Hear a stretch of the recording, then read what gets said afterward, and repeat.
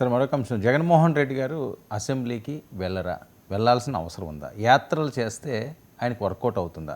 అసలు రాజ్యాంగం ఏం చెప్తుంది, అంబేద్కర్ ఏం చెప్తున్నారు? ఎస్ అండి. ఇప్పుడు ఆంధ్రప్రదేశ్ పరిస్థితి చూస్తే ఎలా ఉందంటే, ఏదో ఎలక్షన్ ముందు ఈ జగన్మోహన్ రెడ్డి గారు ఇప్పుడు అసెంబ్లీలో ఆయన గెలిచారు. ఓకే, ఎన్ని సీట్లు వచ్చినాయి అనేది ఇక్కడ క్వశ్చన్ కాదు. అసెంబ్లీ అనేది దేవస్థానం.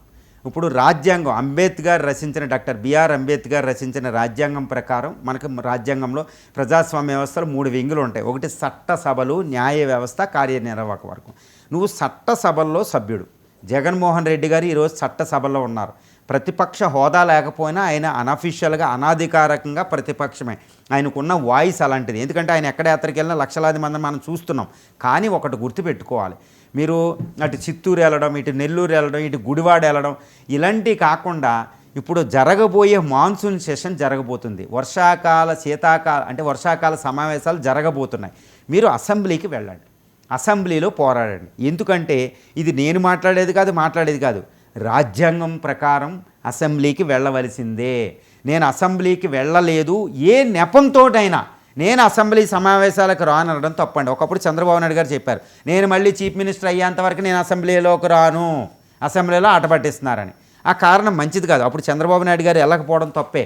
ఇప్పుడు జగన్మోహన్ రెడ్డి గారు మీకు ఎన్ని సీట్లు వచ్చినా నువ్వు అసెంబ్లీ సభ్యుడు కాబట్టి అక్కడికి వెళ్ళి కూర్చోండి. అసెంబ్లీ ప్రత్యక్ష ప్రచారాలు జరిగితే ప్రజలు చూస్తూ ఉంటారు. మిమ్మల్ని ఆట పట్టిస్తే ఇది పడితే మీరు అసెంబ్లీకి వెళ్లకుండా నేను ప్రజాక్షేత్రంలోకి వెళ్ళడం అక్కడ శాంతి భద్రతలకి విఘాతం. అంటే నేను శాంతి భద్రతలకు విఘాతం వైసీపీ జరుగుతుందా లేకపోతే ఈ కుట్ర అనేది నేను మాట్లాడడం లేదు.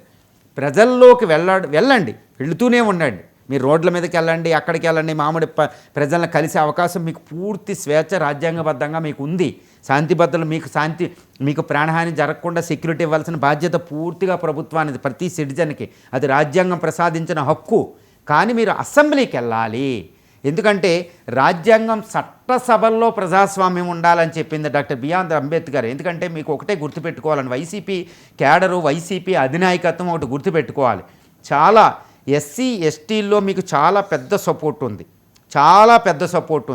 వాళ్ళకి ప్రధానమైంది అంబేద్కర్, డాక్టర్ బిఆర్ అంబేద్కర్. నేను డాక్టర్ బిఆర్ అంబేద్కర్ మాటల్లోనే చెప్తున్నా, మీరు రోడ్ల మీద కాదు అసెంబ్లీలకు వెళ్ళాలి.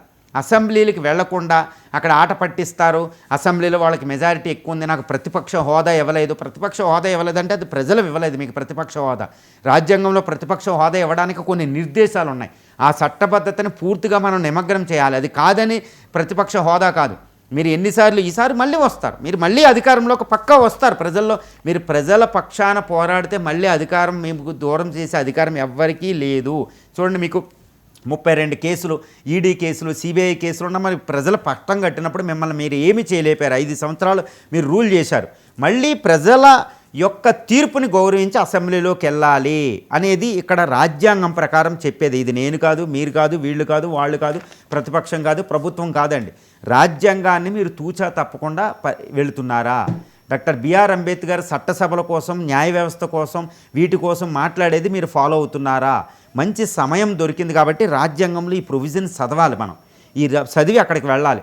అంతేగాని ఆంధ్రప్రదేశ్లో ఇప్పుడు ఆంధ్రప్రదేశ్ భయంకరమైన పరిస్థితిలో ఉంది. అక్కడ క్యాపిటల్ లెస్, పెట్టుబడుల గమ్యస్థానం అవ్వాలి. అక్కడ బెంగళూరు, ఇక్కడ చెన్నై, ఇటు హైదరాబాద్ అన్ని మన రక్తాన్ని పీల్చుకుని పోతున్నాయి. హైదరాబాద్ నుంచి, ఏది ఆంధ్రప్రదేశ్ నుంచి క్యాపిటల్ డెవలప్ చేయాలి, పెట్టుబడులు రావాలి. అక్కడ నిరుద్యోగం తాండవిస్తుంది. చూడు, ఇప్పుడు ఆంధ్రప్రదేశ్లో కేవలం రైతుల సమస్యలు, రైతులు ఎంత భయంకరమైన సమస్యలు. రైతులకి వ్యవసాయంలోనే పెడతారు, వాళ్ళ పిల్లలు ఇంకొక దానికి వెళ్ళాలి. ఐటీ డెవలప్ అవ్వాలి, ఏఐ డెవలప్ అవ్వాలి. అక్కడ ఆంధ్రప్రదేశ్లో పుట్టినవాడు, అక్కడ డిగ్రీ చదివినవాడు ఆంధ్రప్రదేశ్లో ఉండే పరిస్థితి ఈరోజు ఆంధ్రప్రదేశ్లో లేదు. ఏం మాట్లాడుతున్నారు? ఇప్పుడు ప్రతిపక్షం అని చంద్రబాబు నాయుడు గారైనా, లోకేష్ అయినా, పవన్ కళ్యాణ్ గారైనా, ఇప్పుడు వైసీపీ అధినేత జగన్మోహన్ రెడ్డి గారు. నేను ఒకటే క్వశ్చన్ అడుగుతానండి, నాకు చాలా విచిత్రం అనిపిస్తూ ఉంటుందండి. మీరు ఆంధ్రప్రదేశ్ కోసం నిజంగా వాస్తవంగా ఆంధ్రప్రదేశ్ యొక్క అభివృద్ధిని కోరుకుంటున్నారా?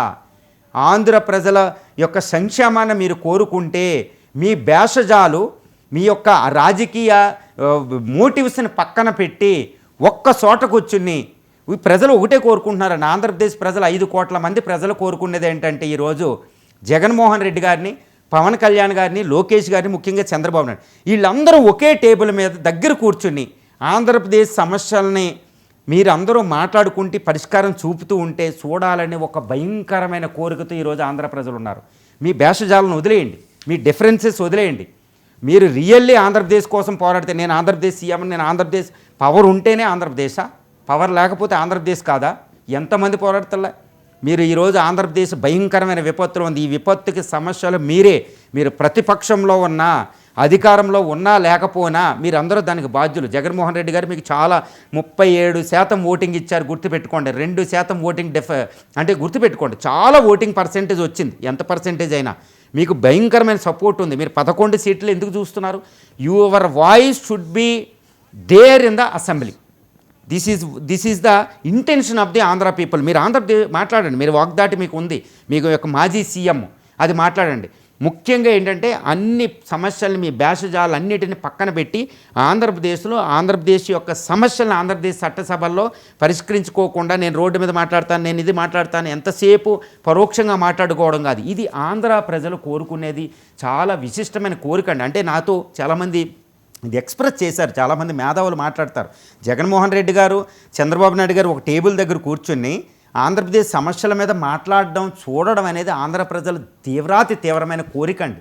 మీరు మీడియా ద్వారా కాదు, మీరు రోడ్ల మీద కాదు, ప్రజల ద్వారా కాదు, అక్కడ మాట్లాడండి. చట్టసభలో ఆంధ్రప్రదేశ్ సమస్యల మీద అద్భుతంగా చర్చ జరగాలని ఈరోజు ఆంధ్ర పీపుల్ కోరుకుంటున్నారండి. అది అంబేద్కర్ రాజ్యాంగం ద్వారా ఆశించింది.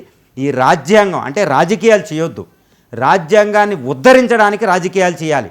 రాజకీయాలు చేసేది తమ పదవులకి, అధికారాల కోసం కాదు. అధికారం లేకపోతే ఇంకా చనిపోయినట్టు, అధికారం లేకపోతే లేనట్టు ఫీల్ అవ్వకూడదు. అదేవిధంగా అధికారంలో ఉన్నవాళ్ళు కూడా రాజ్యాంగాన్ని విశిష్ట స్థానంలో తీసుకెళ్ళాలి.